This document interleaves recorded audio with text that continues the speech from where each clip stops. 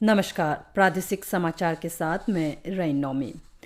देश के लिए प्राण न्यौछावर करने वाले वीरों के सम्मान में 21 दिन का राष्ट्रव्यापी मेरी माटी मेरा देश अभियान शुरू। यह अभियान इस महीने की 30 तारीख तक चलेगा। इसके तहत देश भर में राज्यों, गांवों और ब्लॉक स्तर के साथ साथ स्थानीय शहरी निकायों में भी विशेष कार्यक्रम आयोजित किए जाएंगे। इस अभियान में स्वतंत्रता सेनानियों और सुरक्षा बलों को समर्पित स्मारक पट्टिकाएं या शिलाफलकम लगाए जाएंगे।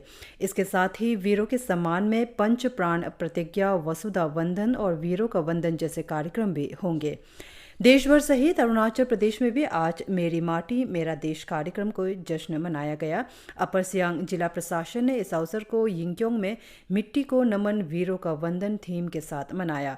पापुमपारे जिले में वीर स्वर्गीय तानात नन्ना को एक शिला फलकम समर्पित किया गया, जिन्होंने 1873 में अमतोला संघर्ष में अंग्रेजों के खिलाफ लड़ाई लड़ी थी, जिसके बाद दिए जलाए गए। नामसाई जिले में मेरी माटी मेरा देश कार्यक्रम के एक भाग के रूप में सभी जिला परिषद निर्वाचन क्षेत्रों में पंचायती राज सदस्यों के बीच जागरूकता अभियान चलाया गया। राज्यपाल लेफ्टिनेंट जनरल कीर्ति पटनायक ने राज्य विधानसभा को उसके 12वें सत्र के लिए अगले 4 से 11 सितंबर तक ईटानगर के विधानसभा कक्ष में बैठक के लिए बुलाया है। अरुणाचल प्रदेश के तैराक मान सिंह लीदा ने अंतर्राष्ट्रीय प्रतियोगिता में 3 स्वर्ण पदक जीते। अपर सुबनसिरी जिले के दापोरिजो के रहने वाले मान सिंह ने 31 जुलाई से 6 अगस्त तक आयोजित संयुक्त भारतीय खेल फाउंडेशन के 8वें अंतर्राष्ट्रीय खेल दुबई यूएई में भाग लिया। उन्होंने तैराकी में 100 metre freestyle, 100 metre backstroke और 200 मीटर फ्री स्टाइल में स्वर्ण पदक जीता। इस बीच रेरी कल्याण सोसाइटी ने मंगलवार को होलोंगी हवाई अड्डे पर मान सिंह लीदा के आगमन पर गर्मजोशी से स्वागत किया। सोसाइटी ने मान सिंह लीदा को उनकी इस शानदार उपलब्धि के लिए हार्दिक बधाई दी और कहा कि इससे उभरते खिलाड़ियों को खेलों में अच्छा प्रदर्शन के लिए प्रोत्साहन मिलेगा। राजधानी क्षेत्र में नशीली दवाओं के खतरे से निपटने के लिए रणनीतियों पर चर्चा करने के लिए मंगलवार को ईटानगर राजधानी जिला उपायुक्त कार्यालय परिसर में एक जिला स्तरीय नार्को समन्वय समिति की बैठक आयोजित की गई। बैठक की अध्यक्षता करते हुए ईटानगर पुलिस अधीक्षक रोहित राजवीर सिंह ने राजधानी को नशीली दवाओं से मुक्त बनाने के लिए सभी हितधारकों से सक्रिय सहयोग की अपील की। उन्होंने ड्रग कंट्रोल से केवल चिकित्सक के पर्चे दिखाने पर ही दवाई बेची जाने को सुनिश्चित करने और नियमित रूप से जांच अभियान चलाने को भी कहा। एडीसी मुख्यालय श्वेता नागरकोटी ने संबंधित विभागों से स्कूलों, कॉलेजों और अन्य सार्वजनिक स्थानों पर बड़े पैमाने पर जागरूकता शिविर शुरू करने को कहा।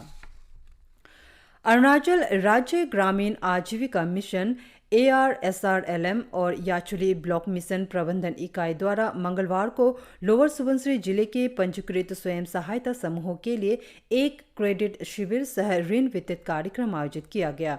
ARSRLM के तहत कुल 132 स्वयं सहायता समूहों को विभिन्न आजीविका गतिविधियों को आगे बढ़ाने के लिए अरुणाचल प्रदेश ग्रामीण बैंक और भारतीय स्टेट बैंक से सामूहिक रूप से 2 करोड़ 51 लाख रुपयों से अधिक का बैंक ऋण प्राप्त हुआ।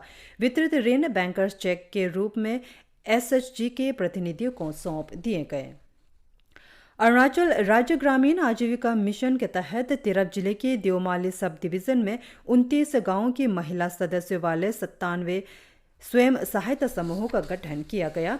मंगलवार को देओमाली में एक बैठक में स्वयं सहायता समूहों के साथ बातचीत करते हुए एडीसी विशाखा यादव ने प्रत्येक महिला को सक्रिय रूप से शामिल होने और अपने लिए सफल रोजगार के अवसर पैदा करने के लिए प्रोत्साहित किया। उन्होंने कहा कि यह उन्हें आत्मनिर्भर बनने और सम्मान का जीवन जीने में सक्षम बनाने का एक अच्छा अवसर है। ईस्ट सियांग जिला उपायुक्त ताई तागु ने मंगलवार को नवनियुक्त नोटरी पब्लिक अधिवक्ता तासोर पाबिन और अन्य की उपस्थिति में पासीघाट जिला उपायुक्त कार्यालय परिसर में नोटरी पब्लिक कार्यालय का उद्घाटन किया। इस अवसर पर बोलते हुए जिला उपायुक्त ने कहा कि अब से सभी दस्तावेज जिन्हें सत्यापित या प्रमाणित करने की आवश्यकता है, उन्हें नोटरी पब्लिक के समक्ष नोटरीकृत किया जाएगा। उन्होंने जिले के नागरिकों से सार्वजनिक नोटरी कार्यालय की सेवाओं का लाभ उठाने का आग्रह किया। तवांग जिले में मंगलवार को 2 ओपन लाइब्रेरीज, एक काई डाइफेल सेकेंडरी स्कूल में जनप्रतिनिधि तेनजिंग मोनपा द्वारा और दूसरा तवांग मुख्यालय में विशाल बुद्ध प्रतिमा के पास प्रभारी उपायुक्त निरंजन लेता द्वारा उद्घाटन किया गया। लोगों में पढ़ने की आदत को बढ़ावा देने के लिए गैर सरकारी संगठन केचेंगा वेलफेयर एसोसिएशन द्वारा शुरू की गई ये 2 लाइब्रेरी क्रमशः तीसरे और चौथे स्थान थे। इसी के साथ ये समाचार बुलेटिन समाप्त हुआ। नमस्कार।